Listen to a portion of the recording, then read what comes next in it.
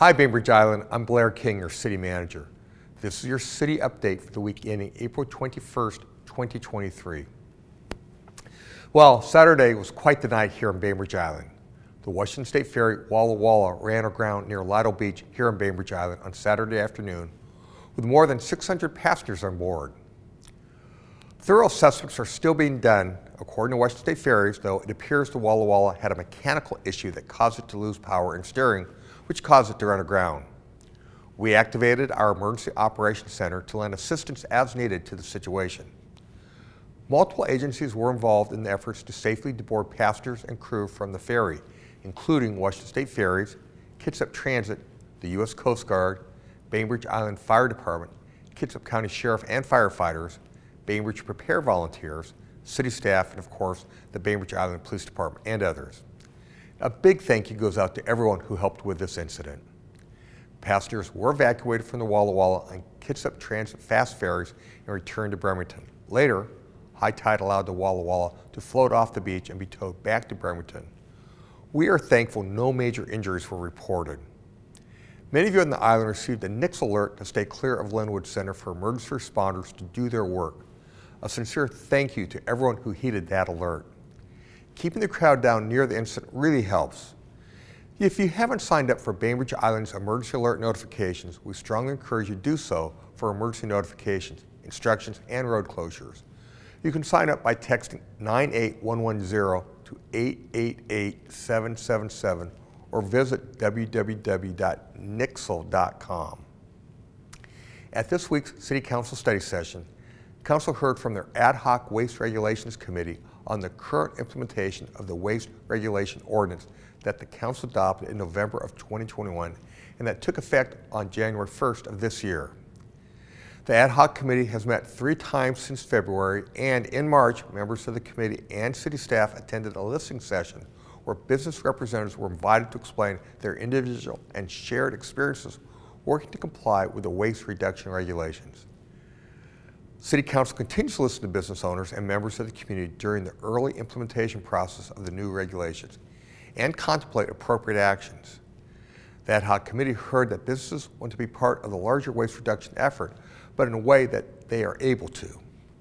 The Ad-Hoc Committee and city staff found common themes with businesses, including inconsistent availability of compliant products, timing of the home compostable standards prior to expansion of solid waste services on the island, and multiple concerns related to the 25-cent cup fee.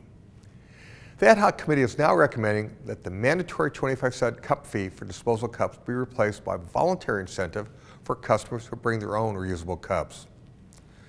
To maintain the home compostable standards for disposable food serviceware, but limit enforcement to specific pre-approved items and add additional items as time goes by.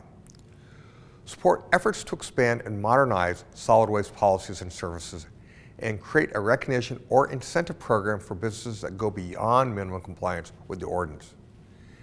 Based upon the full City Council's concurrence on Tuesday, staff will translate the Ad-Hoc Committee's proposal into revised ordinance and present the ordinance to the Ad-Hoc Committee and the community, and then to the full City Council.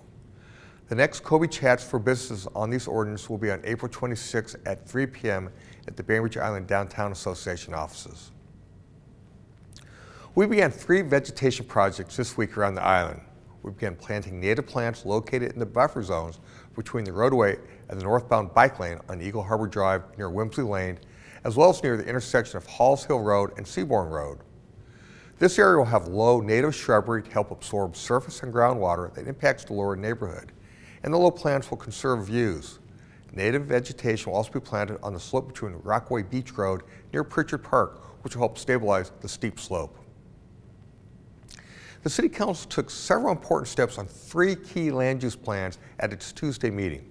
First, the Council reviewed a draft of the Housing Action Plan. The draft Housing Action Plan is a document to help the community meet its housing needs. The Council indicated its desire to formally forward the draft Housing Action Plan to the Planning Commission for its review and recommendation.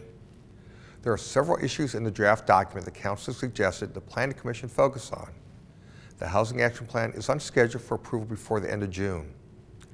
The Council also followed up on Tuesday on action it took at its last regular business meeting on April the 11th, with regard to the formation of an ad hoc steering committee to be comprised of 3 members of the City Council and 3 members of the Planning Commission, which will serve for the duration of the development of the Winslow Subarea Plan update and the Comprehensive Plan periodic review.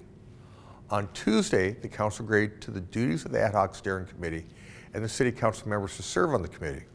Formal action to establish this Ad Hoc Steering Committee is scheduled for the City Council meeting at its April 25th regular business meeting. This week's Kitsap Humane Adoptable Pet of the Week is Armani, live in luxury with a sweet kitty. Armani has so much personality and love to give. He loves a good scratching post and having conversations with his humans. He also likes window watching and all sorts of toys, including laser pointers. Now, what dog or cat do if they ever catch those little beams of light?